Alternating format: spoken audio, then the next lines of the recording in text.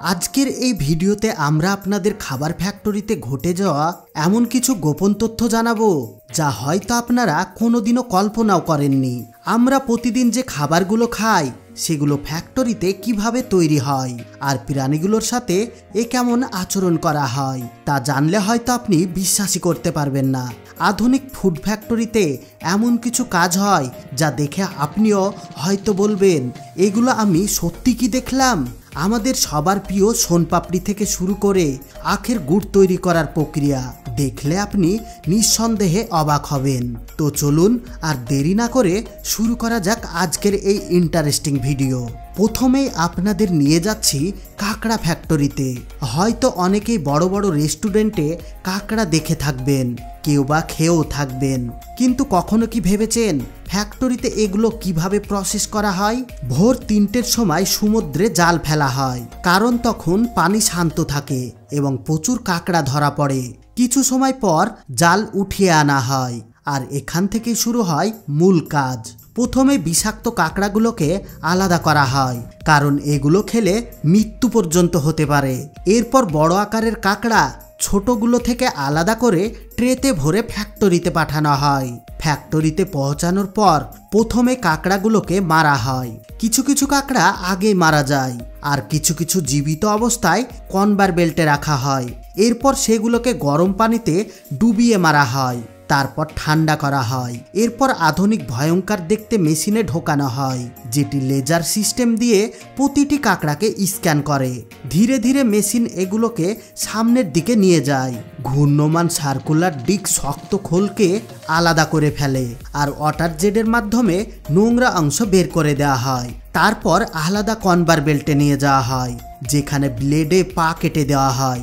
ভেতরের অংশ রোলারের মাধ্যমে বের করা হয়। কাঁকড়ার পা আলাদা কেটে প্যাক করা হয়, কারণ এগুলোর চাহিদা মার্কেটে সব থেকে বেশি এবং দাম তুলনামূলক অনেক কম। আর ভেতরের অংশ আলাদাভাবে প্যাকেজিং করে বাজারে পাঠানো হয়। তবে সাবধান, সব জায়গার কাঁকড়া খাওয়া নিরাপদ নয়, কারণ বিষাক্ত কাঁকড়া কখনো কখনো এর মধ্যে মিশে যেতে পারে। এবার চলুন জেনে নিই জুস মেকিং প্রসেস। জুস তৈরি করার জন্য প্রথমে ভালো মানের ফল সংগ্রহ করা হয়। ভালো ফলগুলোকে রেখে নষ্ট ফল ফেলে দেওয়া হয়।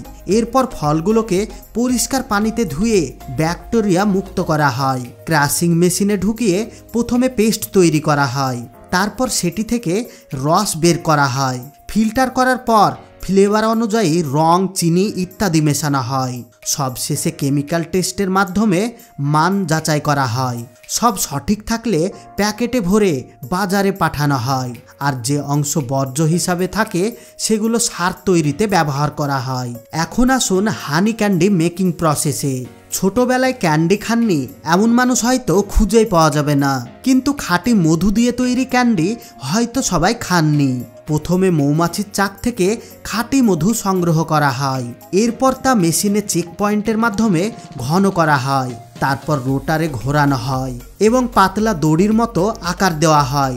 এরপর ছোট ছোট টুকরো করে কেটে তৈরি হয় হানি ক্যান্ডি। এগুলো প্যাকেট করে বাজারে পাঠানো হয় আর বাচ্চারা আনন্দ করে খায়। এখন আসুন ফিশ প্রসেসিং ফ্যাক্টরিতে। বিদেশে ধরা মাছ নৌকায় কিছু সময় বরফ দিয়ে সংগ্রহ করা হয়। ফ্যাক্টরিতে নিয়ে এলে প্রথমে মাথা কেটে ফেলা হয়। এরপর কনভার বেল্টের ওপর রেখে পানি দিয়ে পরিষ্কার করা হয়। তারপর ব্লেডের সাহায্যে মাছ বরাবর কেটে আলাদা করা হয়। মেশিনে আরেকবার ভালোভাবে পরিষ্কার করে শেষে প্যাকিং করা হয়। এরপর বাজারে পাঠানো হয়, যেখান থেকে আমরা এই মাছ কিনে খাই। এবার আসুন একটি দারুণ মেশিনের কাজে, এগ ব্রেকিং অ্যান্ড সেপারেটার। এখানে প্রথমে ডিমগুলোকে মেশিনে ঢোকানো হয়। মুহূর্তের মধ্যে মেশিন ডিম ভেঙে দেয়। শুধু ভাঙেই না, হলুদ অংশ আলাদা করে, সাদা অংশ আলাদা করে। এরপর আলাদা করে প্যাকেজিং করা হয়। এইভাবে বিক্রি হলে দামও বেশি পাওয়া যায়। এখন দেখা যাক জ্যাম মেকিং প্রসেস। জ্যাম তৈরির জন্য ভালো ফল বাছাই করে পরিষ্কার করা হয়। এরপর জুস তৈরি করা হয়। তারপর চিনি, কেমিক্যাল আর অন্যান্য উপাদান মেশানো হয়। নির্দিষ্ট অনুপাতে গরম করার পর ঘন হয়ে গেলে বয়মে ভরা হয় এবং সিল করে বাজারে পাঠানো হয়।